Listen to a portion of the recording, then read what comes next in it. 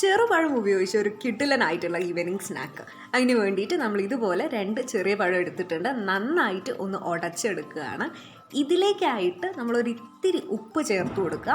പിന്നെ പറയാനുള്ളത് ഒരു 1/2 കപ്പോളം നമ്മൾ നല്ല പൊടിച്ച പഞ്ചസാര ഇതിലേക്ക് ചേർത്ത് കൊടുക്കുന്നുണ്ട്.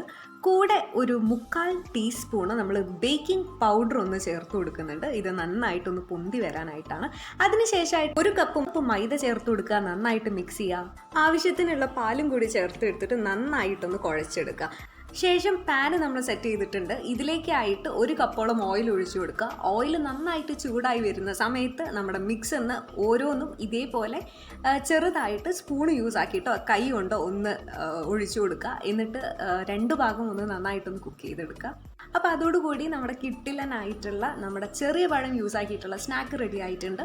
അപ്പോൾ നമ്മുടെ ചാനൽ ഒന്ന് സബ്സ്ക്രൈബ് ചെയ്തേക്കണേ.